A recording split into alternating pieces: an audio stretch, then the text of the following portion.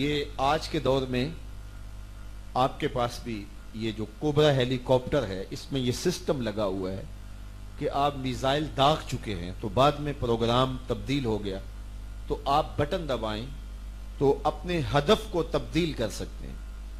ہم تو یہ سنتے تھے کمان سے نکلا ہوا تیر پھر واپس نہیں ہوتا، لیکن یہ جدید تیر ان کے ہدف کو آپ تبدیل کر سکتے ہیں، ان کو راستے میں توڑ سکتے ہیں اور ان کا جو ہے وہ ہدف جو ہے وہ بدل سکتے ہیں۔ آئیے حضور علیہ السلام کے معجزات کی فہرست دیکھیے۔ حضرت عبداللہ ابن عباس رضی اللہ تعالیٰ عنہ فرماتے ہیں، ایک دیہاتی حضور کی خدمت میں حاضر ہوا، کھجور کے ایک درخت پہ پکا ہوا پھل تھا اور خوشے لٹک رہے تھے۔ اس نے کہا میں آپ کو اللہ کا نبی تب مانوں گا یہ خوشے ٹوٹ کر آپ کے قدموں میں آئیں اور آپ کی رسالت کی گواہی دیں۔ حضور نے ارشاد فرمایا اگر ایسا ہو جائے تو تم مان لو گے؟ اس نے کہا انکار کی گنجائش نہیں رہے گی۔ تو حضور علیہ السلام نے اشارہ کیا، وہ خوشے ٹوٹے اور حضور کے قدموں میں آ گئے، حضور کی رسالت کی گواہی دی۔ تو اس نے کہا کہ میں مان گیا، کلمہ پڑھ کے داخلے دین ہو گیا۔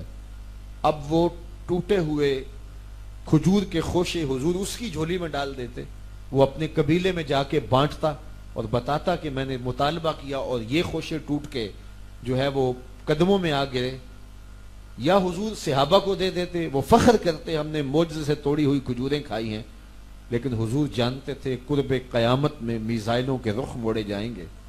حضور اس گچھے سے مخاطب ہو کے کہا تجھے جس کام کے لیے بلایا تھا وہ کام ہو گیا، اب واپس جا کے شاخ سے جڑ بھی جائے۔ صرف توڑنا نہیں جانتے، جوڑنا بھی جانتے۔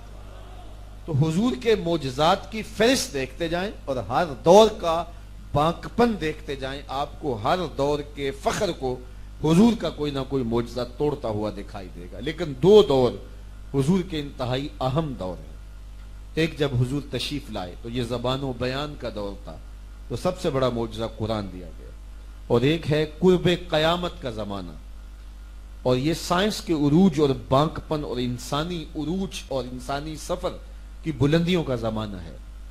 اپالو 11 کے ذریعے لوگوں نے چاند پہ جانے کی بات کرنی تھی، مریخ پہ سفر کی باتیں ہونی تھی۔ اللہ نے اپنے محبوب کو دوسرا بڑا معجزہ معراج دیا کہ سائنسدان الٹی چھلانگیں بھی لگاتے رہیں، ان کا وہاں تخیل بھی نہیں پہنچ سکتا جہاں میرے محمد کے قدم پہنچ گئے۔ کوئی حد ہے ان کے عروج کی، بلغ العلا کمال ہی۔ میرے امام بولے خرد سے کہہ دو کہ سر جھکا لے، خرد سے کہہ دو کہ سر جھکا لے، گماں سے گزرے گزرنے والے، یہاں خود پڑے ہیں جہت کو لالے، کوئی کیا بتائے کدھر گئے تھے، سراغ عین و متا کہاں تھا، نشان کیف و الا کہاں تھا، نہ کوئی ساتھی نہ کوئی راہی، نہ سنگ منزل نہ مرحلے تھے، کمان امکان کے جھوٹے نکتوں تم اول آخر کے پھیر میں ہو، محیط کی چال سے پوچھو کدھر سے آئے کدھر گئے تھے، کوئی حد ہے ان کے عروج کی، بلغ العلا کمال ہی۔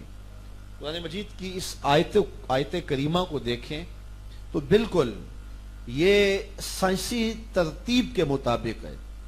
یہ آنا جانا، یہ سفر سیر سیاحت، یہ ہمارا روزمرہ ہے، لیکن ٹیکنیکل زبان میں اسے جو ہے وہ حرکت کہتے ہیں۔ سائنس جب بولتی ہے تو وہ کہتی ہے حرکت ہوئی۔